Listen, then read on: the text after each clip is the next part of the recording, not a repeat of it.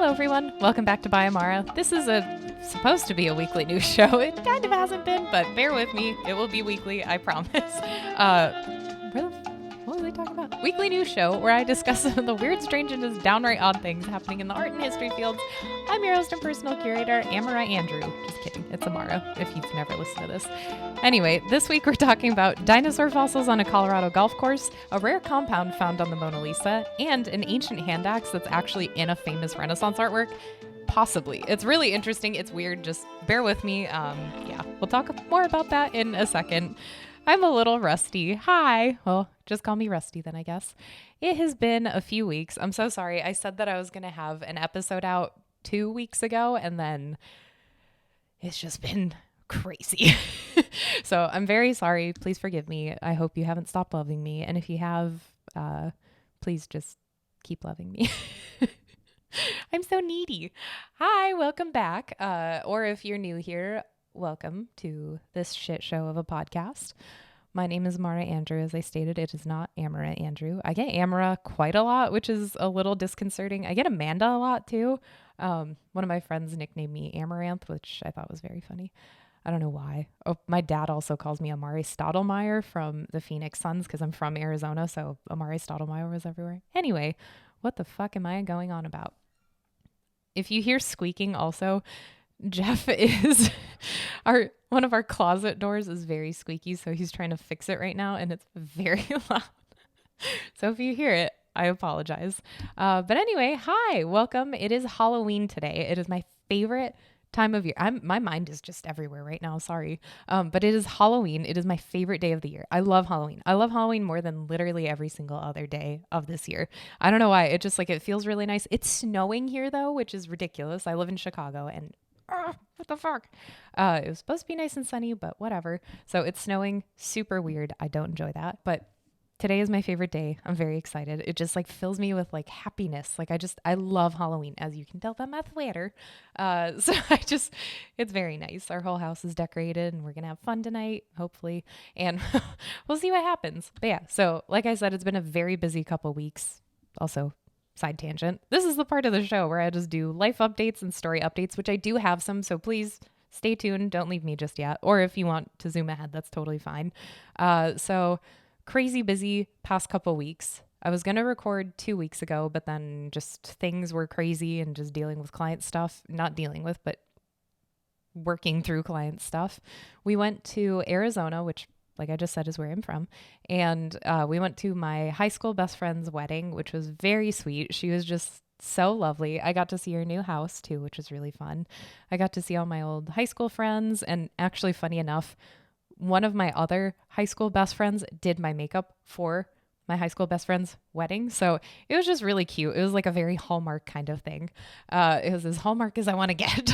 But it was very sweet. I absolutely loved it. Her wedding was beautiful. It was at this really pretty outdoor venue, and they had overhead lighting. I don't know why I was so fixated. I love lighting. So it was all the little bistro lights, and it just felt very romantic. And she had this whole bridal suite. So we all got to get ready together, and I was trying to do my hair, and I had a meltdown because I just don't do my hair ever. This is it. This is what you get. So thank fuck my other friend could do my makeup because that was very nice. So yeah, it was just a very romantic sort of feeling, and she loves national parks. So actually her little centerpieces were various different national parks across the country, and it was really cute. So she was a beautiful bride. I bawled my fucking eyes out. As soon as when we were in the bridal suite, it was just me, her parents, and then her sister, because everybody else went out to go get their seats because I was taking photos. Her dad comes into the bridal suite, and as soon as he saw her, he started crying, which he is a hard ass and he does not cry. So then I started crying because I was like, oh my God. I was crying the whole fucking day. It was a hot mess, and I don't want to cry that much ever again. And it was just really sweet. It's weird, I think, for me too, because that's a person who obviously as you get older, your friendships kind of change and shift and stuff like that. But we were so close in high school because I lived with her for a little, it's a long story, but it was just different. Someone so close to you getting married like that, it was just really sweet. And her husband is adorable. So they're very cute together. I really like them. So anyway, bawled my little eyes out.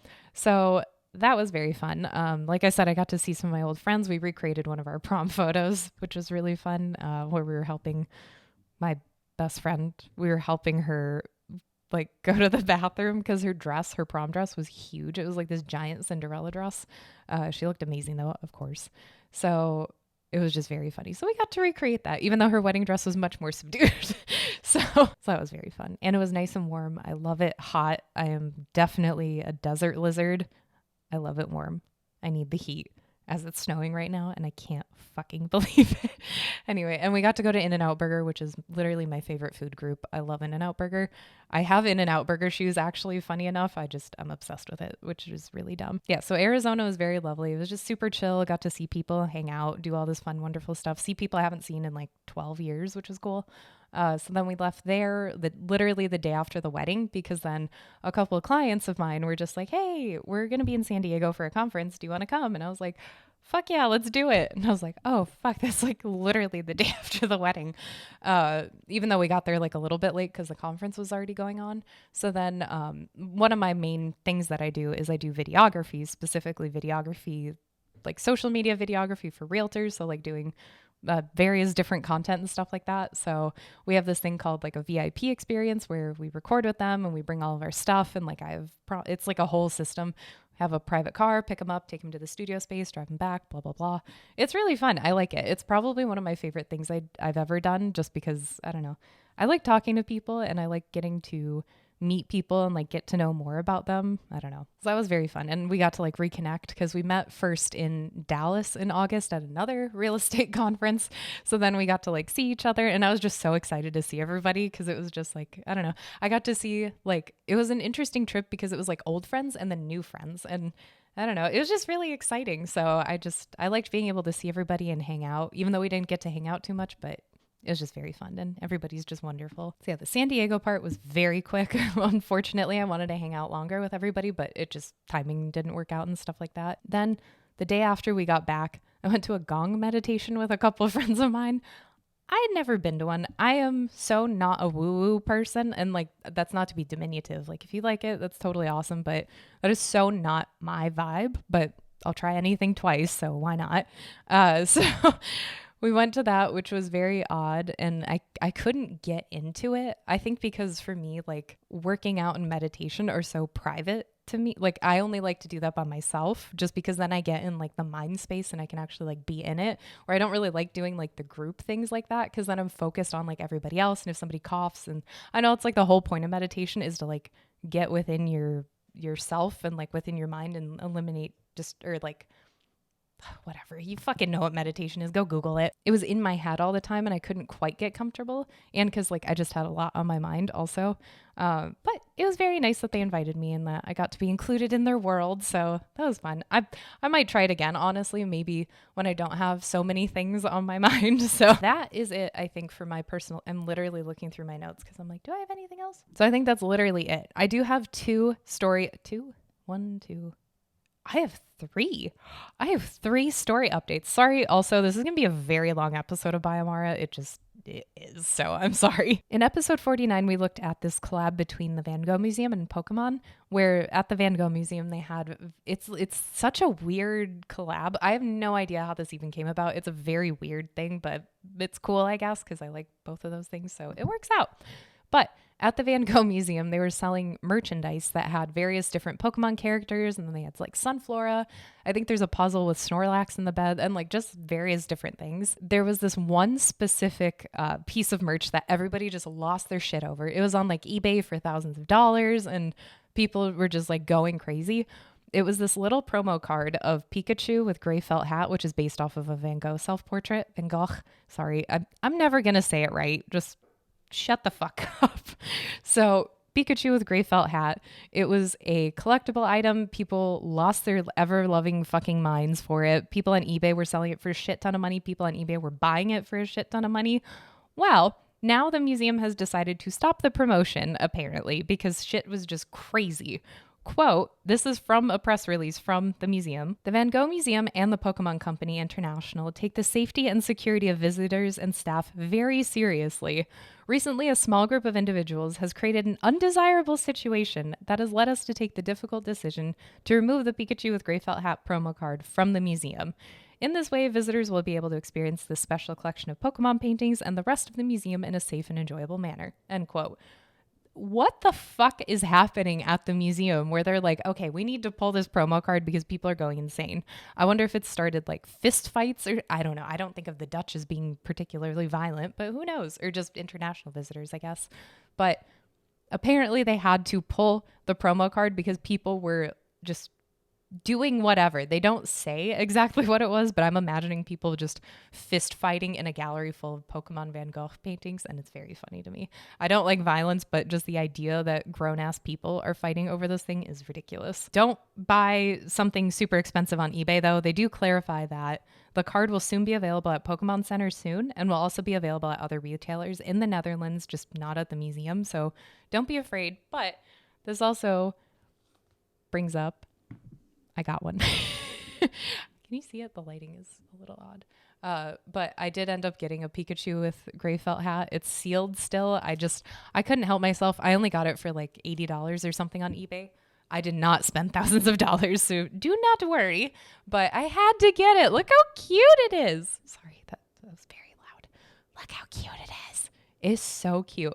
Just like his little face and like, I don't know. It just felt perfect for me. I was like, well, I have to get one. So I'm actually going to get it. I'm going to send it in to get graded and everything. So then it's just sealed in a case. I have a couple other graded cards from other various different things, but I'm very excited for it. Yeah, I was just very happy to be able to get one. So I don't know. I like it. I'm glad I got one. I was just like, that's just like a stupid waste of money, but I don't know. I'm glad I got it. I like all art history related things, fucking obviously. So I got my little Pikachu card, and hopefully no bloodshed for it. But you know, if so, then there's a story.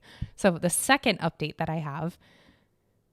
Okay, so the collective we, not so much me, but the collective we, which I got a lot of shit on one of my videos where I was talking about how copyright and AI are not agreeing, which a lot of people are like, yeah, fuck it, you're stupid.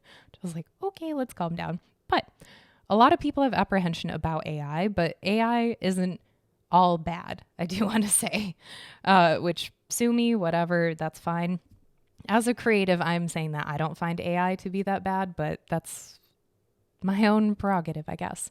So all the way back in episode 31, we talked about the Vesuvius Challenge. Just as a little refresher, it's a global competition to decipher the set of scrolls that were uncovered in the 18th century. They were buried under layers of ash, soot, mud, all this various different shit. But the scrolls themselves had actually carbonized because they were kept perfectly intact. So they were dug up between 1752 and 1754. These scrolls are thousands of years old because I think Pompeii exploded 79 AD, I think is the year. I don't remember, but whatever, just let me know. So the Vesuvius Challenge was launched as a way to have researchers assist in reading these scrolls. So they're extremely fragile, obviously, because they're carbonized, so you can't actually unroll them. So what someone did, I think it was in 2016, they actually had a CT scan of these different scrolls. So then researchers could actually read the unopened scrolls. The Vesuvius Challenge is a way to incentivize people to compete and then also to have people try to read these scrolls a lot quicker. So there are various different prize monies. I think the highest is $700,000 or $750,000 is like the grand prize if you can read a lot of it. So we do have some updates for that. So far, one contestant has won the $10,000 prize point. There are like various different prize points. They've won the $10,000 prize point for discovering a quote crackle pattern in the scan that was confirmed to be ink, which then confirmed to be ink means confirmed to be words, letters, which confirmed to be words, which you can then start to read, which is really cool. I love this shit. This shit. Oh my God. You could, if you could hear my heart, which there isn't one in there, but I am so excited. So another person, there's one person identified ink. Another person now has been able to train AI to be able to read the ink that was found and turn it into readable text. So far, he's only been able to decipher one word. And can you guess what this word is? And no, it's not Amara. That was dumb. This one word is porphyris. I don't know if I'm saying it properly. Forgive me. Porphyris, or purple. Apparently, the first word that was able to be deciphered is purple. Fun fact. So the person who did this was awarded money. They got $40,000. That means, though, that the grand prize for $700,000 is still up for grabs. Take 2 weeks off and I fall apart. The grand prize is still available, so if you are able to identify 4 readable passages of at least 140 characters from the scrolls, you can still have this grand prize. So if you are at all interested, you have a passing fancy, you should go for it. It would be very, I don't know. You should just do it. Just do it. Just do whatever makes you happy. So our third and final update, sorry, I said this is going to be a very long episode. Our third and final update has to do with the Van Gogh painting that was returned in an IKEA bag. I talked about it last episode, I think. I don't know. Everything just blends together. Essentially what happened was a Dutch art detective, Arthur Brand, was negotiating with thieves who stole this painting from this one museum when it was on loan from another museum. The painting was called Parsonage Garden at Noonan in Spring. He was able to negotiate this with people, the thieves, and have them return it to him. Came in an IKEA bag. I just thought that was very funny. Well, Mr. Brand was at home watching TV when his doorbell rang with a delivery. The delivery person was totally unaffiliated with the thieves, but apparently what was at the door was a package that contained 6 historical paintings, believed to be worth around 100,000 euros or about 160,000 US dollars. These were stolen a long time ago, and after examining the works, he then called the police. So Brand states, quote, "I think this was a direct result of the recovery of the Van Gogh last month." So he states that he believes that the thieves got scared, and then instead of burning or trying to destroy the painting, which would be a larger prison sentence if they got caught, they just wanted to return it and just kind of like cut their losses and just be like, okay, whatever, like we're done with this. So some of the paintings that are included are portraits of like early medieval kind of peoples, like a bunch of different royalty essentially. So there's early medieval King Radboud, and then assorted Dutch royals like Prince William of Orange, Moritz of Orange, Count Jan van Nassau, and Queen Wilhelmina. There's also a biblical scene too in there, so fun fact.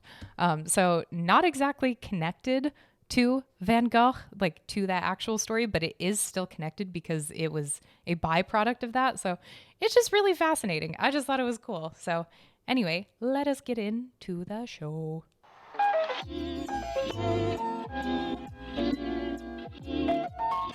A series of dinosaur fossil tracks were found on a Colorado golf course. Well, not on a Colorado golf course, in a Colorado golf course. Could you imagine if you walked out to the golf course in the morning and then you're just like, holy shit, there's a fucking T-Rex footprint here. That would be wild. I would definitely be like, okay, am I okay? Are things okay? Anyway, so a dinosaur footprint was found in a Colorado golf course. This was found at the aptly named Fossil Trace Golf Course in Golden, Colorado. This is a super brief story. There isn't a whole shit ton to it, but it was just really fun. Also, I keep thinking of this, there's an NFT project called Dinosaur Butt Feet, and it's just very funny. Just the premise of Dinosaur Butt Feet, I find so funny. I'm like a 10-year-old boy. Anyway, so at this golf course, paleontologists removed a dinosaur footprint after concern for the survival was expressed. I think there were multiple footprints, but for the purposes of this story, we're just going to focus on the one. Earlier this month, so October 2023, Friends of Dinosaur Ridge, which is nearby, they found that over 40% of the block that was containing this fossil track, which I love that name, by the way. That feels like that would be my rap name. I will not become a rapper, so don't worry. But 40% of this fossil track were actually coming removed from the wall. So then there was a really high likelihood that after winter or spring, whatever, by the time spring came, it would actually fall out and be damaged forever, like not be able to be salvaged at all. So there was a huge impetus to like, we need to get this out of here. The fossil track, like I said, I love that because like track, like singing fossil track. Anyway, so the fossil track in question, guess what dinosaur it was from? Triceratops. I just thought that was fun. Anyway, so they removed the fossil track from the wall, which obviously it takes a lot of work because you want to move slowly and not damage anything and blah, blah, blah. And especially 40% of it was already gone, or like detached from the wall, then it was like, okay, I don't want to damage anything.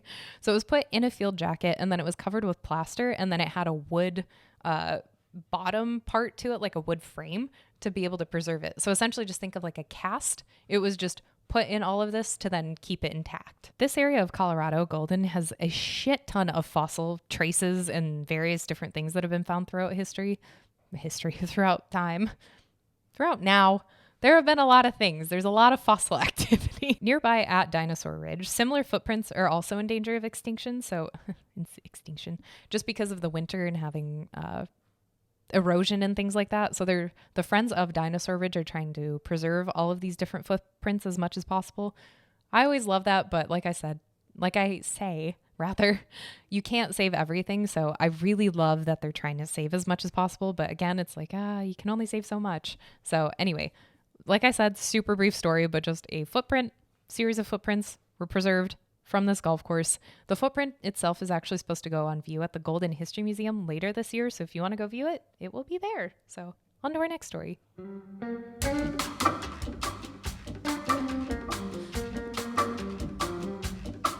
Sorry, that felt very loud. I feel like every week on this podcast, I'm either talking about Van Gogh or the Mona Lisa. And this week we are talking about the Mona Lisa. Wow, shocking, I know. But what's really cool, what we are talking about this week, rather, that's really cool, is a rare chemical compound was found on the Mona Lisa. This chemical compound too tells us a lot about Da Vinci's creative practice and a bunch of other artists, but we'll talk about that more in a second. I love knowing why people create things, how they create things. I love knowing people's creative processes because it's very different person to person. Like my creative practice is going to be very different from yours, and mine in specific disciplines is very different from other disciplines that I practice.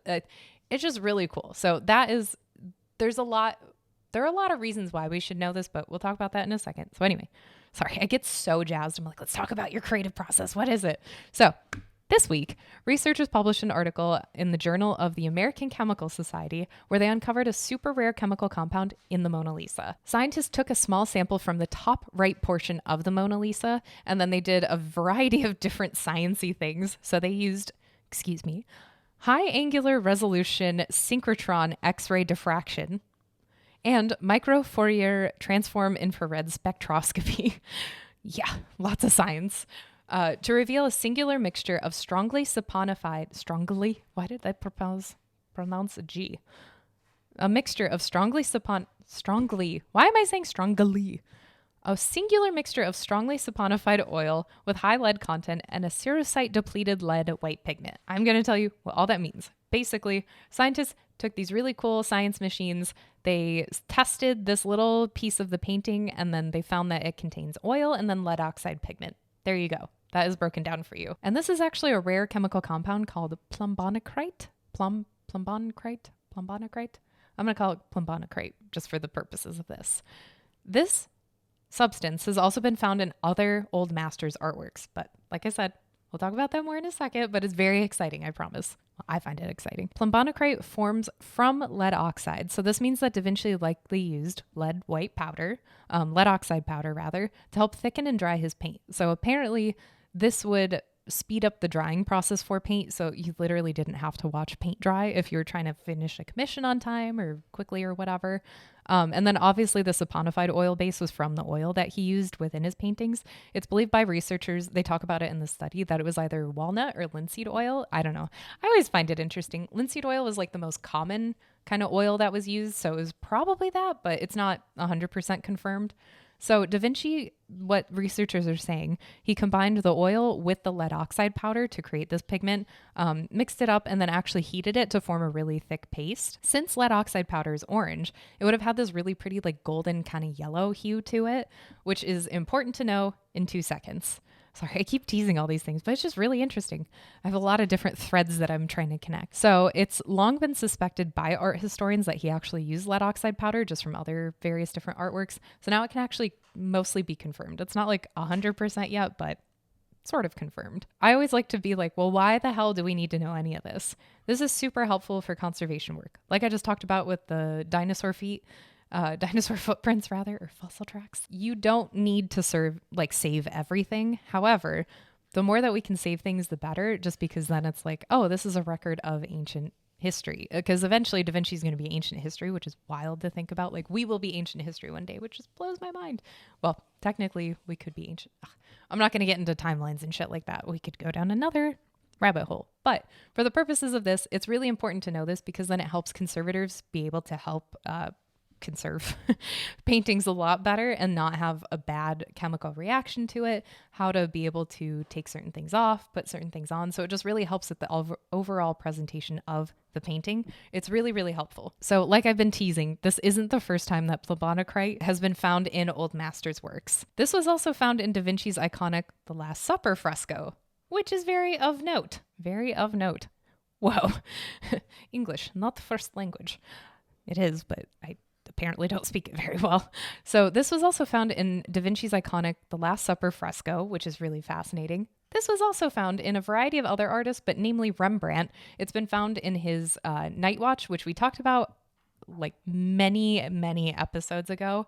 It was found in Night Watch. It was also found in his portrait of Martin Soulsman's Susanna and the Elders and Bathsheba at her bath. So this is really fascinating to know. So Da Vinci and Rembrandt are about like over 100 years in distance from each other. That means that this recipe for lead oxide white paint was transferred from various different locales across Europe, also from various different time periods, and it was used in both of these time periods. There are also ancient artworks that have lead oxide I'm getting so excited, lead oxide powder in them also. So that means that this possibly came from ancient art, and then just like it's been carried through and passed down. What's even more remarkable about this, though, they talk about this in the study, is that throughout, you can read through all of Da Vinci's manuscripts online. It's really fascinating. You should take a look, but you'll have to reverse it because he wrote backwards. In his manuscripts, there's no reference to using lead oxide.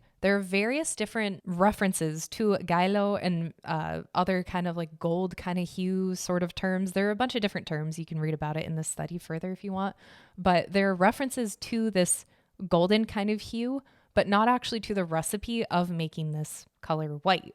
It's really weird. It's weird that he didn't preserve it, but then also how it was carried through. Like it almost feels like an oral tradition, rather, if you are passing this recipe along. So it kind of almost feels like a rite of passage. Like if you spent time working in an artist studio, then you got access to these various different recipes, but then it was never written down, or maybe written down and then gone, like lost from history.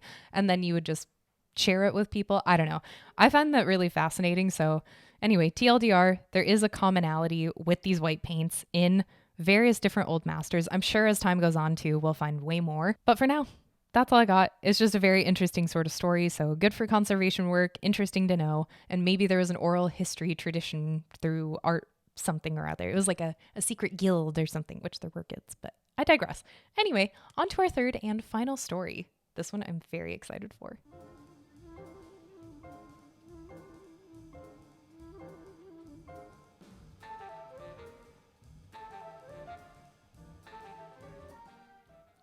If you've ever taken an art history course, you have definitely seen this painting of the woman with the really weird melons. I don't mean to be so crass, but it is such a creepy, weird painting. Like, it creeps me out, and I don't really get creeped out that often. It's a very odd painting. So what I'm talking about is the melon diptych. So a diptych it literally means two paneled, two whatever. So if you have like a triptych, it's 3 panels, blah, blah, blah. This painting was long thought to actually just be one specific piece, but then it was later found out like, oh, the hinges actually correlate because it was in 2 separate institutions. I think it still is. But anyway, or maybe it's together. I don't know. I'm just making shit up. But if you've ever taken an art history course, you've definitely seen this. And if you're listening to this, you should look it up. It's the melon diptych.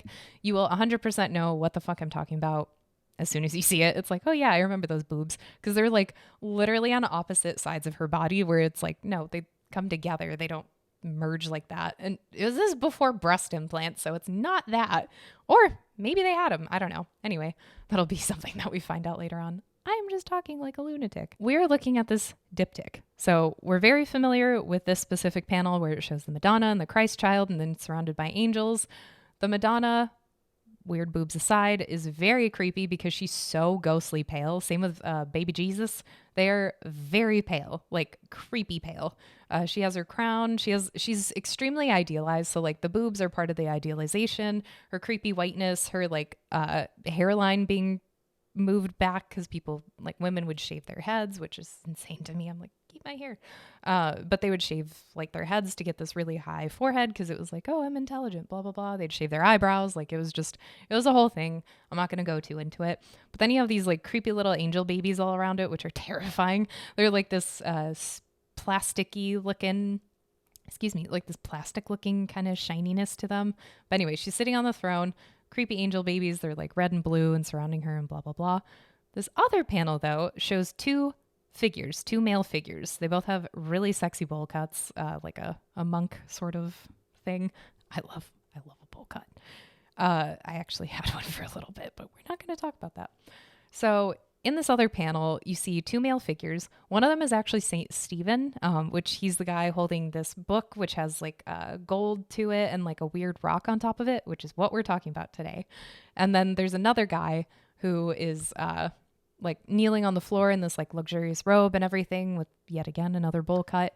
And he is actually the patron of this painting. What we are talking about today, though, is this weird shaped rock in this other panel of the melon diptych. It's believed by certain researchers that this is actually modeled after an ancient hand axe. This piece is it's known as like a Northern Renaissance piece, and it was painted somewhere around 1455, just give or take a couple years, decades, whatever. So 1455 is when this is believed to have been painted. This hand axe is probably from Paleolithic times. So how is this even a thing? Well, in this panel that shows the hand axe, like I said, it has the patron who's Etienne Chevalier and then Saint Stephen. Saint Stephen, if you know anything about the Bible, like I said, I'm not religious, but I know way more about the Bible than anybody should just because of art history. So he was stoned to death. So that is why he's carrying this stone, apparently. A team of researchers are stating that they believe this rock was actually modeled after a Paleolithic hand axe. They published their findings this summer in the Cambridge Archaeological Journal, and in this study, they state that Fouquet is the artist, or largely attributed to be the artist of this. Fouquet's stone shares the same shape, color, and number of chiseled flake marks as real-life artifacts that were found in northern France. The researchers used a series of 2D analyses to compare the painted stone object's border. So they essentially took an outline of the stone that's figured in this diptych, in this panel of the diptych rather, and then they compared it to other hand axes. They also compared like the surface of it and all the little divots and things like that and the chisels and blah, blah, blah, or the flakes rather.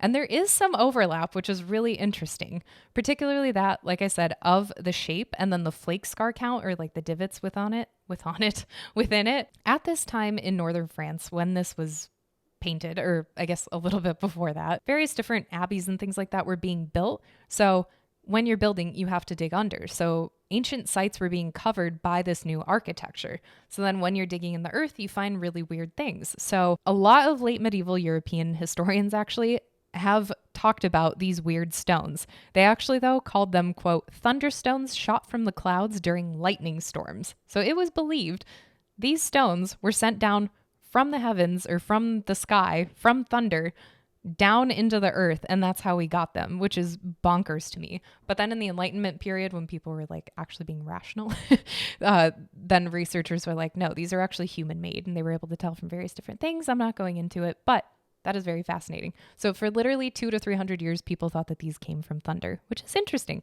I like studying people. It's very fascinating. And then many 16th century natural historians also from this northern part of Europe had talked about these, quote, curiously shaped stone objects, end quote. So they do show up in the writings of the time, which is fascinating.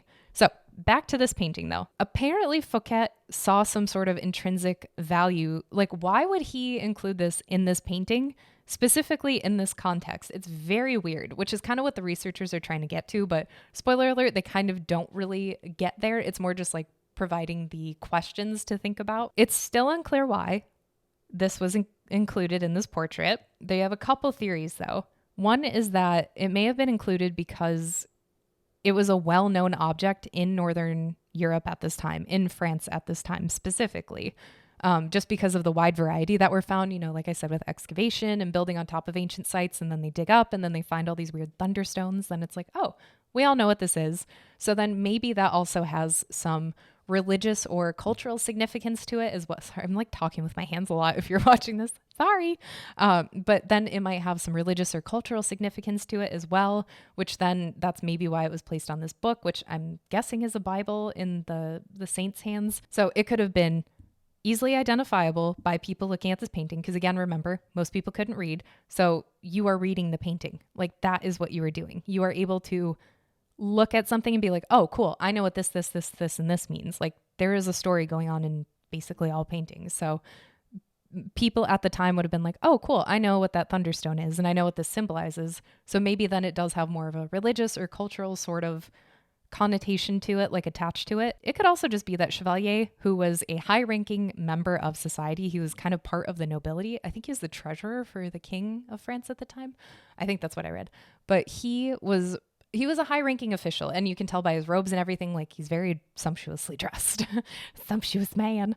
But he was a high-ranking official. So having this diptych commissioned probably was trying to show his status, his wealth, because also blue paint at the time was fucking expensive. So there's a lot of blue in here. So this is a very expensive piece. There's also gold in there, I think, too. So this is a very expensive painting, and to have it be a diptych also, showing off his wealth and status, and then also just to show his religious piety. So maybe there is some sort of religious context to having this rock included in there. I have no idea. Those are just some of the theories that they are positing that this is attached to, but there is a really weird, striking sort of resemblance to these ancient Paleolithic hand axes, especially when you look at them in the study. I don't know. It's just really fascinating. So I never would have thought hand axe, which is really silly because I love ancient history and looking at all these different things, and I've definitely talked about hand axes before. But I thought that was really fascinating. And the researcher who was looking at it also stated that one time he saw a hand axe, and like when he saw this painting, it just stuck with him that maybe this was actually an ancient hand axe. So kudos to him. I like it. Just stick with your hunches, I guess. Anyway, that was a very long-winded episode of By Amara. Thank you so much for listening. And I promise we are back on a regular schedule just because I don't have any travel coming up. I don't think. Actually, I shouldn't make promises. Don't cash checks your ass can't cash. Don't make checks. Don't write checks your ass can't cash. Ass. Anyway, thank you so much for listening. Sorry this was a little bit longer of an episode, but I hope you enjoyed it. And if not, I'm so sorry, and just don't listen ever again. Easy peasy. I am Amara Andrew. Oh, please like and subscribe if you do. If not, cool. You do you. And I'm Amara Andrew. Never stop creating. Why did I just do a thumbs up? That was dumb. Oh, and happy Halloween. Bye.